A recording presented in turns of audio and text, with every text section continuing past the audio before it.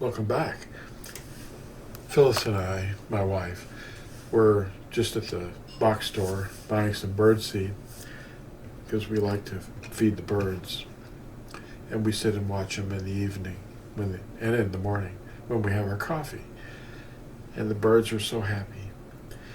While we were there, this time of year, everybody's running up and down aisles, and you see people coming, charging around the corner without looking, and they're in a huge hurry.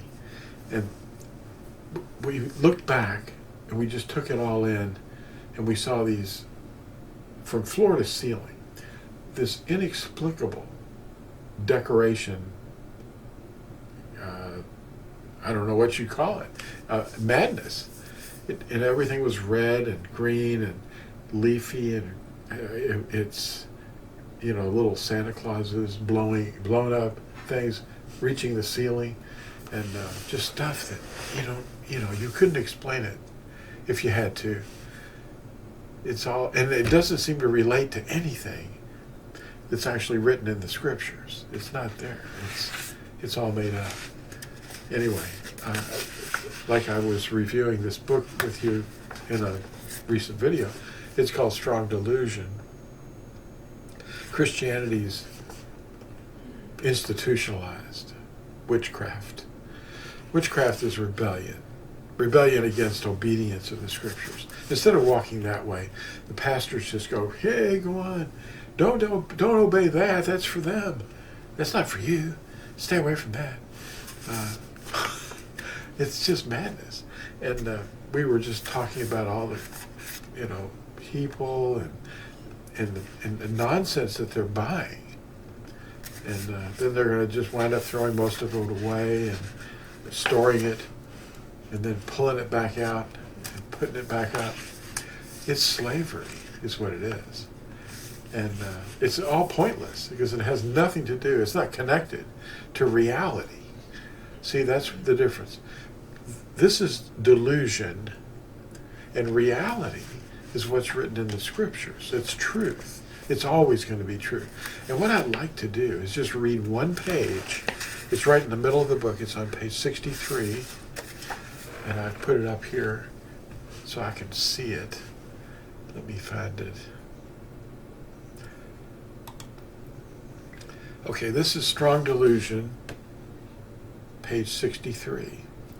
And it's under the subheading, Morphing into Weirdness. A Christian pastor wrote, For me, every day is like Sabbath. Sunday can mean different things to different people, unquote.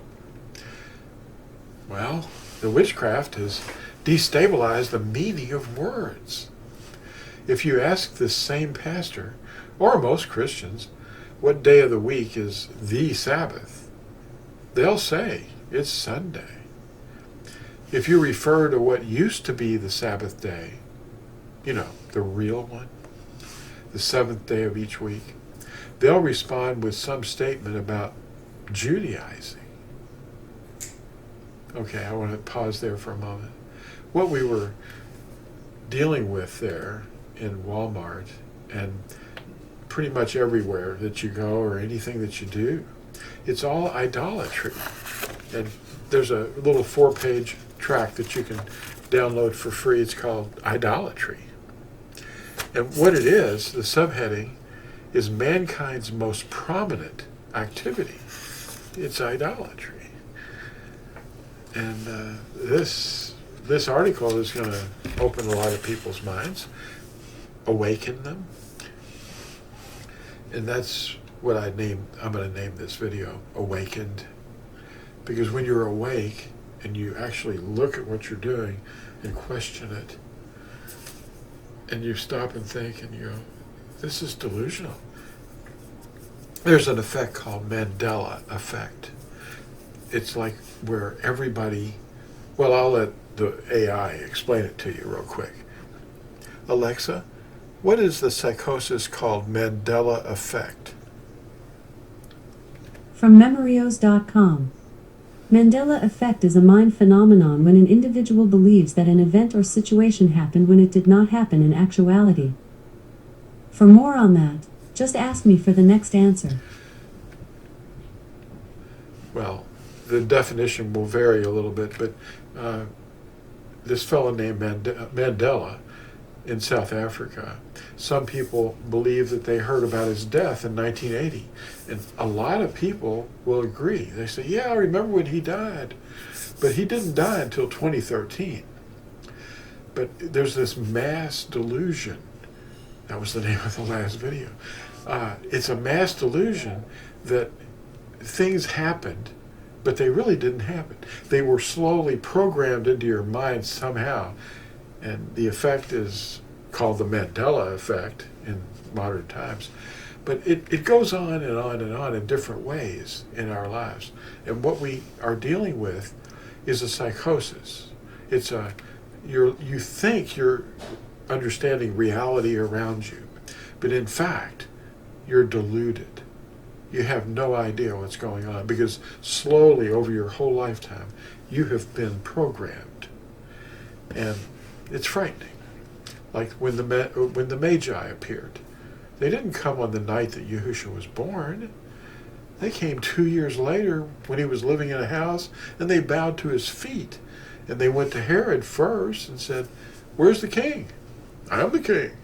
No, we mean the new king. So Herod's freaking out. And he goes, huh? And then he goes to his advisors and the chief priests, and he says, "Where's the Messiah supposed to be born?" And they said, according to Micah, the prophet Micah, "He's supposed to be born in Bethlehem." And he goes, "Oh." So he sends the Magi to Bethlehem, and he says, "Hey, when you find him, come back and let me know where he is, so I can come and worship him." But his intentions were different. He wanted to kill the Messiah.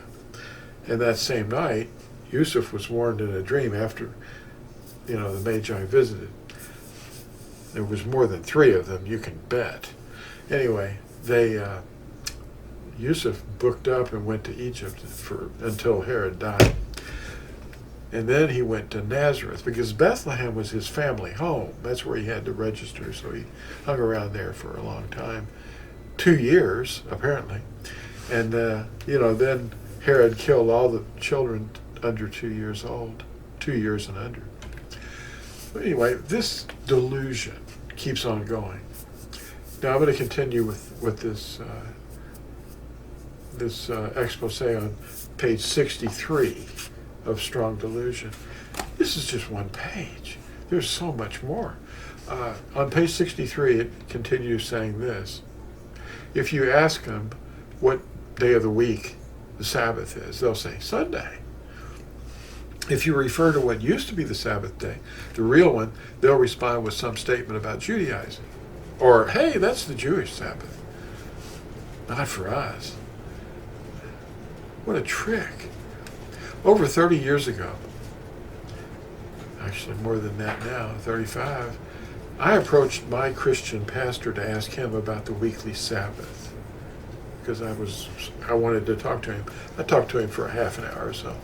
And I just said, hey, we're not doing anything in this book at all. You told us to read this book. I'm reading the book. And we're not doing any of this. So I wanted to ask some questions. Now, I respected the man a lot, and I wanted to honestly find out. Well, he told me to pick one day out of 7, my choice, to rest. I then asked him if it would be all right with him if I picked the 7th day, as it is written. He told me that I would be Judaizing if I did, referencing the Council of Laodicea. That's around the year 370. It was like the second big circus council. The first one was Nicaea. Hey, anyway, truth is truth for all time, past, present, and future, and it doesn't change. Yahuwah says he doesn't change. And if we change the words that he's directed the prophets to write, He says we're feeding on wormwood. That's according to Scripture. People seem to think, process with their minds, that Yahuwah sees things as they do, since in their minds, it's a way that seems right to them. But that way is different than Yahuwah's word. If it is different, it leads to death. Proverbs 16:25 confirms that. The circus fathers had contempt for the Torah, as well as those who obeyed the everlasting covenant. They considered the Yahudim, the obedient people, the ones that gave us, transmitted the very words of Yahuwah to us, they considered them to be cursed. The Christ killers. Who was it that killed Yahusha? I think it was the Romans. But we're all guilty of his death, because we are the reason he gave up his life for us. He shed his blood to purchase us. That's what it says. The Ruach HaKodesh shed his own blood, the Ruach HaKodesh, to purchase us. Well, with his own blood. He did it. He laid his life down. No one killed him. Technically, the Romans had a part in it. But Pilate washed his hands of the guilt. But he stood by and let it happen. The only thing that lets evil proceed is for good people to stand by and do nothing. And that was what Pilate was doing. He wasn't necessarily a good person, but he was in charge of a lot of people, and there was about to be a riot. So he said, "Okay, one guy has to die then," But it's just impossible for any of us to say we're not guilty. But he laid his life down voluntarily. It was love that held him on there, not those nails. Anyway, the circus fathers had contempt for Yahuwah's word and any obedience. And when Constantine came on the scene, it was really serious. Now, the circus fathers hated the Natsarim, the people who were obeying the covenant, the eternal covenant. And because the Natsarim had no respect for them either, They considered the Yahudim cursed. As for the Torah, they thought it was only for the Yahudim, and given only to prove that no one could obey it. I still hear people saying that, Christian pastors. The only reason that the Torah was given was to prove that we couldn't obey it. Most pastors have openly stated this. The tribes of Yisrael, that's the 12 tribes, were to be the priests to the nations. There are many other tribes than the Yahudim. Where's Dan? Where's Naphtali? Where's Ephraim? Well, and Musha was a Levitical priest. He was of the tribe of Lewi. He wasn't a Yehudi either. They don't realize that there's other tribes like Zebulun, Naphtali, Benjamin, Dan, Issachar, Gad, Asher, Lewi, Reuben, Simeon, Manasseh, and Ephraim. Manasseh and Ephraim were Yusuf's sons, along with many dispersed Yahudim who were named for their fathers. All these tribes were named after their fathers, the fathers of the tribes. They're among the nations right now, Abraham's seed. And they're all Iberim, which includes the Arabs. The Arabs are not of the chosen, but they are Iberim. They've got kind of a messed up behavior. It's kind of mixed in with Hinduism. They're walking around objects. You have prayer beads. What? Don't pray like the heathen with their many repeated prayers, repetitious prayers. Anyway, they've forgotten their identity, but everybody is Abraham's seed. You know, so don't discount them. Don't say, hey, they're only the sons of Japheth, or they're the sons of so-and-so. They're all mixed in. We're thousands of years beyond that. The witchcraft, no, that we see in the stores, the groceries, in the box stores, it's getting pretty out of control. Well, it's gone. I mean, it's way out of control. It's gone mad, is what it's done. But the witchcraft has blinded their eyes.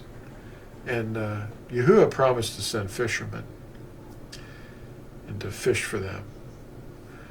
He's sending hunters to search for them, not to hurt them, but to hunt them.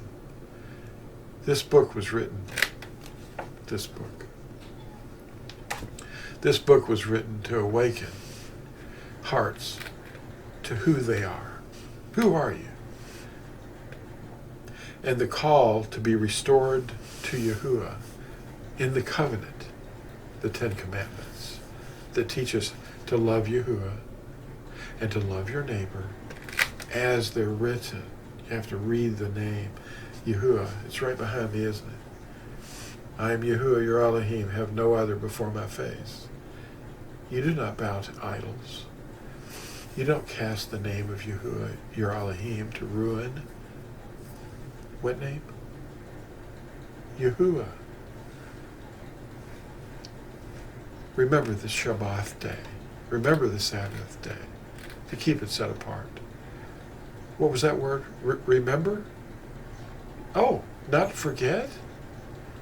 This time, the indwelling spirit of Yahusha